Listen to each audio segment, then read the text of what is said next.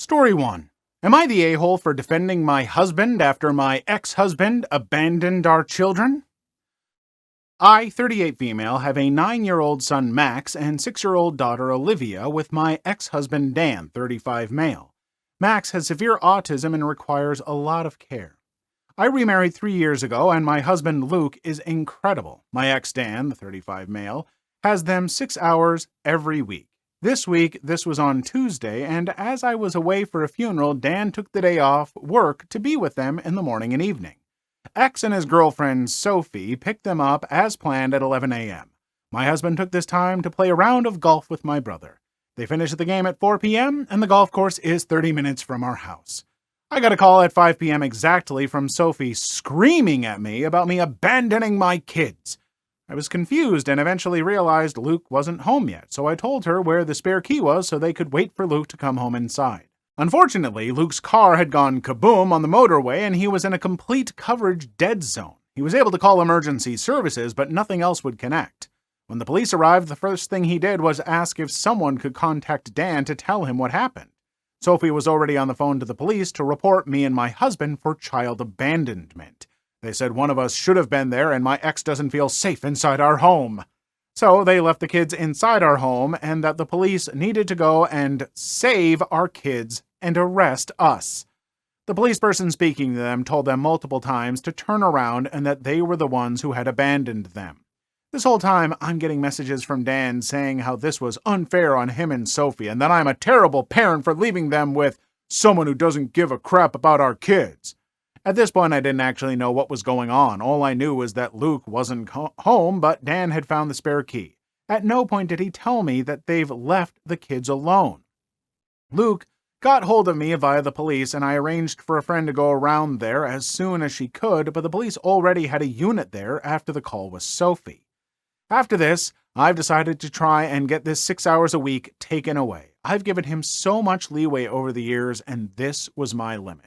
Our son is dependent on an adult, and our daughter is 6, and the only thing he would say to defend himself is, "Well, I kept up my side of the agreement by bringing them back after 6 hours. This has caused a whole other crapstorm to the point where Sophie sent me messages that the police are now investigating. Dan hinted he is going to try and get the kids taken into care because of my husband abandoning them. I had multiple people ask me why I'm staying with someone who abandoned my children. His parents have threatened to try and gain custody of the children, saying the children need a stable family unit and calling my husband abusive. I said F this and put the whole story with evidence on my private Facebook page, and people quickly understood. But now I'm being branded a drama queen and an a-hole for publicly blasting the father of my children, putting my husband above my kids. I don't understand how he's more of a father to them than Dan is. I feel like I've taken crazy pills. Am I the a-hole? You are not the a-hole, and I hope you win your case to have custody taken away, because I am sorry, his whole, "Oh, I kept up my side of the agreement of 6 hours," and then leaving his children who need care and attention because, "Oh, I did my 6 hours," like an employee, staring at the clock and clocking out like, mid doing some work or something because it's like, "Did my time." They're your kids, you absolute monster. Something could have happened to them. But no, he did that specifically to try and get back on like her and Dan so they could start some fight or something. That is absolutely awful. And frankly, the fact that they are not being like formally charged with child abandonment and stuff is wild. No, get those 6 hours a week taken away from him because he's endangering those children and not being a father. A father wouldn't just be like, "Sorry, kids, did my 6 hours. Peace out." No, what a piece of crap. You're not the a-hole, and anyone who's telling you that you are needs to shut the F up. Story 2. Friend took advantage of my decency, so I ruined her relationship. This was way back when I was in college. One of my best friends at the time, Holly, had come to the same college as me from high school. We lived in different dorms, but Holly had a roommate, and I didn't, so she spent a lot of time at my dorm. Even before we had started our freshman year, Holly had started taking massive advantage of my being an accommodating friend. She had a massive crush on this absolute clown that she worked with, who was a good bit older than us and also just an idiot. Since Holly didn't have her own car, she often bummed rides from me to go up to the place she worked on her off days so she could follow this dude around like a lovesick puppy dog while I just hung around and waited for her. In retrospect, as a whole butt adult, I should have told her to take a effing hike, but I was 18, so... Holly and I went to freshman orientation at our college together and shared a room. The first night, I ended up puking my guts up all night while Holly sat on her bed talking to this guy the entire night. On my cell phone.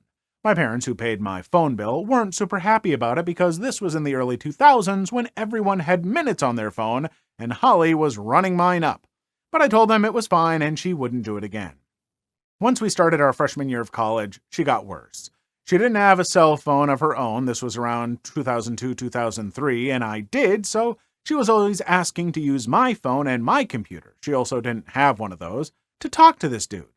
I'll give him a name and call him Josh. Using my computer was one thing. That didn't cost any money, although it was extremely annoying since the only time she seemed to be interested in hanging out was when she wanted to talk to him.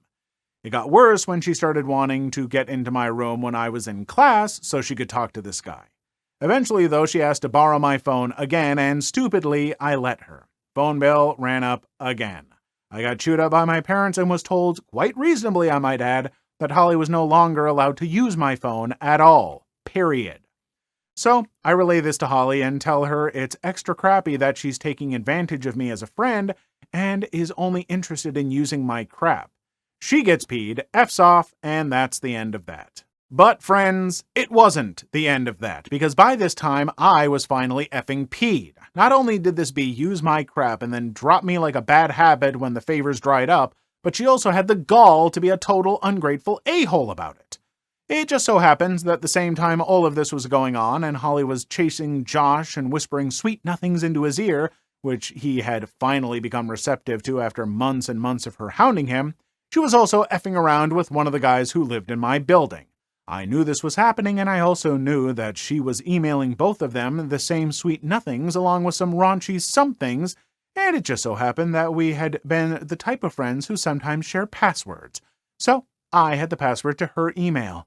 I pulled every raunchy email she had sent to the guy in my building, created a sock puppet email, and emailed all of it to Josh, playing the part of a concerned coworker who didn't want to get involved, but just couldn't watch such a stand-up guy get played like that. Her crap imploded, and I never looked back. There's the part of me that wants to defend Holly because you're 18, 19 in college, you get love-struck by someone, and you do some dumb stuff. You'll do anything to talk to them. Your hormones are just like going crazy in your head.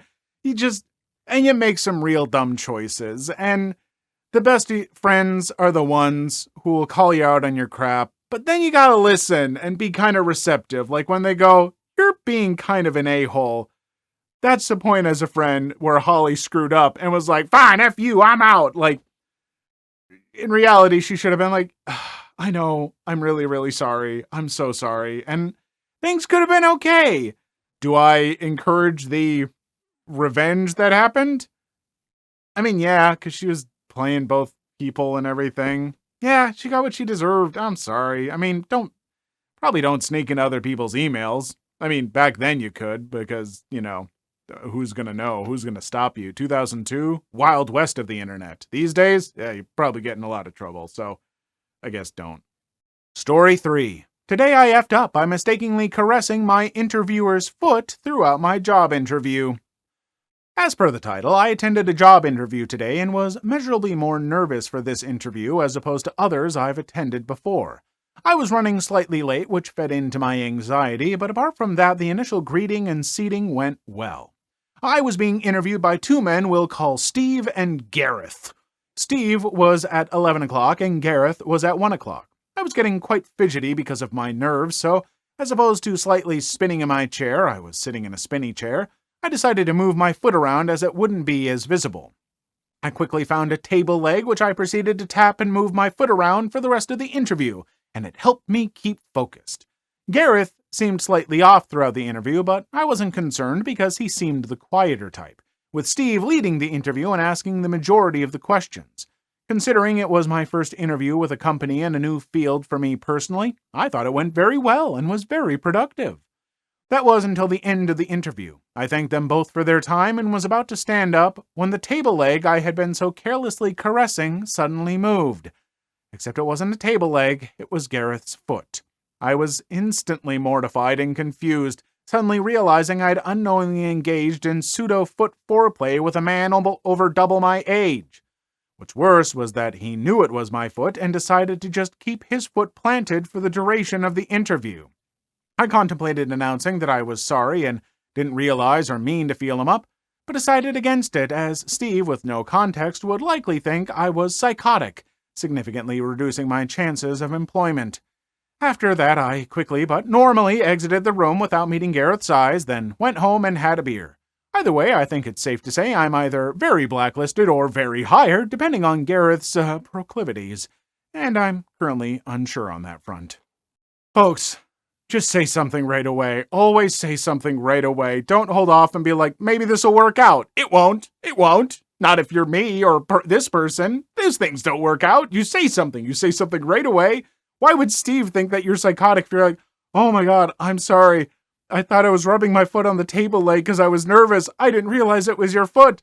And Gareth could be like, I was wondering. You'd have a laugh about it. And honestly, it'd make you feel more human. They probably like that. Maybe they wouldn't. Who cares? If they didn't like it, you don't want to work for them anyway. And if he does like it and you've kept it a secret and you get hired, do you want to get hired? Do you want to get hired because you play footsie with Gareth the whole time? Is that how you want to start that job? Is that someone you want to be working under? Probably not. Story 4. My ex-fiancé who cheated on me wants to catch up. Should I go? A little bit of backstory. When I first met Mark, fake name, it was back in junior year of high school. My parents had a pretty bad divorce, mother had an affair, and essentially abandoned me, so my father packed up and I moved to a new state to live with him. I'm extremely close with my father because of this, and we had a close bond. Anyway, this was a lot. I was struggling to deal with everything emotionally, and I withdrew a lot. My grades got bad, and I acted out. Mark was someone I became acquainted with very quickly. Think troublemaker/bully type deal. Anyway, I avoided him like the plague, but I was new, I was small, so easy pickings. He cornered me one time, calling me names, and I'm not sure what the trigger was, just a lot of built-up emotions, but I punched him, which led to a fight.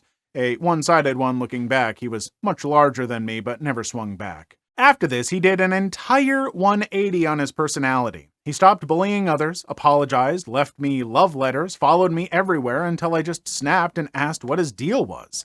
I still get butterflies when I think back on it. Embarrassing, I know, but it makes me feel like a kid again. But he told me that he wanted to be a better person for me and that he liked me.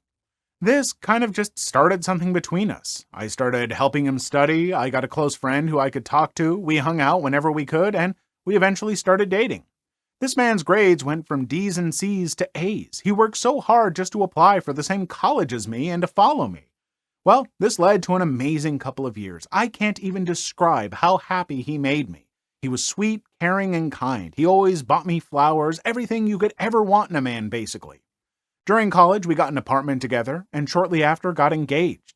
Life felt perfect. I had a decent job. I considered him the love of my life. We started having hiccups. Nothing major, some small fights here and there, some money issues, some jealousy issues. Again, nothing we couldn't work through, but the conversations and fights kept repeating. And they spiraled because we were both young and immature. We started having real-world problems. Just before this, we started trying for a baby, which spiraled everything further because we had fertility issues. Something that really pushed everything to its limit was when he couldn't get a job after college. We were struggling financially, and I was the main one providing. It stressed him out and brought up a lot of insecurity issues for him because I was doing what he felt was his job. Different time, I guess. Some info. His parents are ridiculously wealthy. His father owns a construction company, and he's never had to struggle for things before. When he moved out, he was determined to make it on his own, despite his father offering him a job at his company. This is something that caused further arguments because I was upset that he was so prideful that he'd rather suffer than work for his dad, while he was upset that I wasn't supportive of his decision because he didn't get along with his dad at the time. It all came to a head when we had a pretty explosive argument. I went to stay with my dad after packing my bags, got cold feet after a day and missed him, came home to him shirtless, and hugged a woman on our couch. The blow-up is as you can imagine. I cried and yelled at him. He kept saying, please, it's not what it looks like. But when I'd ask for more information, he'd just stutter and couldn't elaborate. I called off the engagement, moved back to my father's place, and cut contact. He reached out a couple of times, apologizing for cheating on me, and begged for another chance, but I just physically couldn't. After what I saw my father go through, cheating was a hard boundary, and I nursed my hurt feelings for a couple of months. It got too much for me one time when he sent me a letter, and I just couldn't bring myself to read it, so I got my job to transfer me out of state, and I moved, made my dad promise not to tell Mark where I was, and moved on with my life. Well, that's basically it. I ended up marrying my ex-husband when I was 34. We got divorced when I was 39 because he was having an affair with his coworker. I have many colorful words for this man. And he left me when she got pregnant.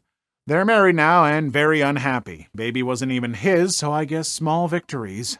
Anyway, my life has improved a lot since me and Mark split. I genuinely believe what happened was for the best, although I wish it ended on good terms.